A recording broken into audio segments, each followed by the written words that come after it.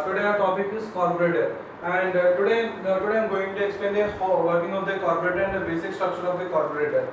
And you can see this is the basic structure of the carburetor. As you can understand, generally these carburetors are placed on the top of the engines or at the side part of the engine at the combustion chamber. You can see the air flows into the carburetor from this area and enters into the engine in this direction.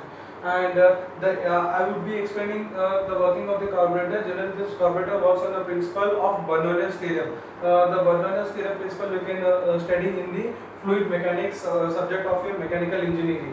Generally, and coming to this carburetor, you can see the structure of the venturi due to the structure of the venturi. The air flows into the carburetor from the air filter into the carburetor in this way at the pressure P1. You can see the cross section difference of the carburetor at this point and at this point. Due to this cross section difference, there is a pressure difference of the air at this point and at this point. Let the pressure at this point would be P1 and let the pressure at this point would be P2. As you can see, as the air enters into the carburetor at this section and it travels to this section, due to the pressure difference, the flow of the air increases, so that the velocity of the air increases at this point and at this point, and it goes in this direction. And you can see one more component over here. This is called as the float chamber, where you can see the fuel over here, and this is the float, and then this is the float. And there is a connection into the carburetor from the float chamber and it is called as the metering jet, and the working of the metering jet is to pump the fuel from the float chamber into the carburetor, how it works is like that. How it works is like, due to the pressure difference, there is a small knob from the float chamber to the atmosphere to maintain the equal atmospheric pressure that is present in the float chamber as well as in the the equal pressure in the atmosphere outside the float chamber. Due to the pressure difference over here and in the float chamber, the fuel from the float chamber is sucked into the carburetor, that is here. Due to the high velocity flow from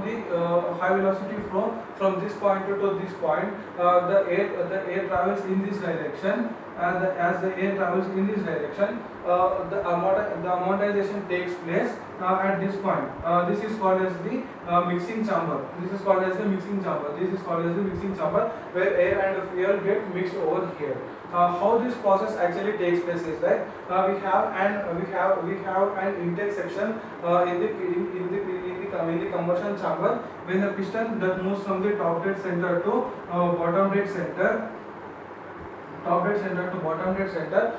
high amount of the air is intaked into the combustion chamber. All that intake air that comes into the combustion chamber is through this way only. So you can understand that due to the suction process, the air comes mixed with the fuel into the combustion chamber. This is how the carburetor works.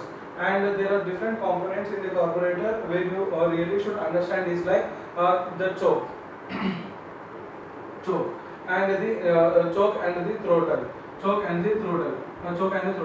The working of this choke is to start the vehicle in the cold starts. When the vehicle is running, really running in the cold start, that when the vehicle does not start in the cold start, generally we pull out the choke. When you pull out the choke gets locked over here, so that it does not allow any airflow inside the carburetor.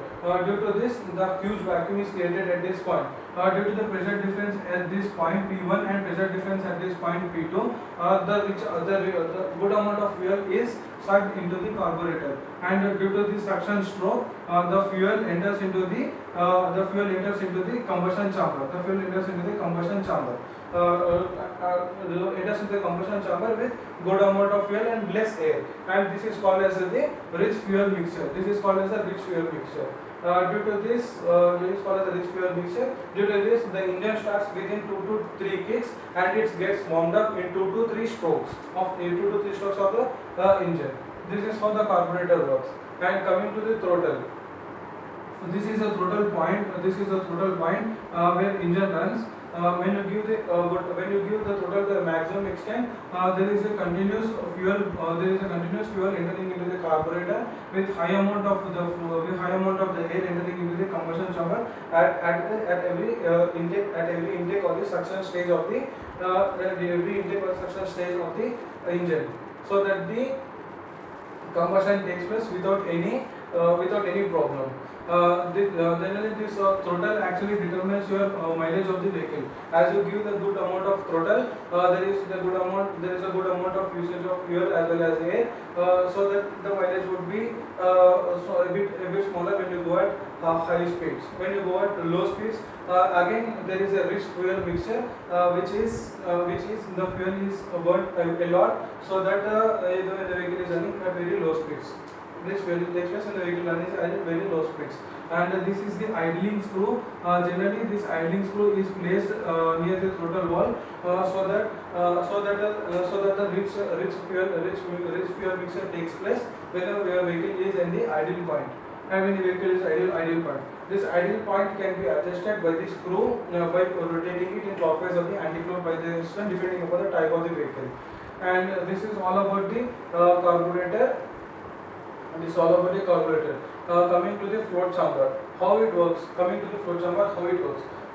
This is the detailed, a bit detailed diagram of float chamber where you can really understand it. And this is the float chamber where the fuel intake takes place in this way. And this is the fuel area. When the fuel in this float chamber get exhausted, the float tend to move downward. As the float move downwards, this intake valve opens and the fuel enters into the float chamber. And once the fuel is filled, again the float chamber comes to its level, so that the float closes the valve. This is to maintain the fuel consistency, so that the vehicle does not stop or the lag while the combustion process, and also used to maintain the overflow of the fuel, so that it really does not affect the wastage of the fuel and leakage of the fuel from the carburetor. I will show the demonstration of working of carburetor of Royal Enfield Classic 350. Next, that's all about the carburetor. For any queries and suggestions, please mail us to Gauranga Academy 2017 @gmail.com. And thank you.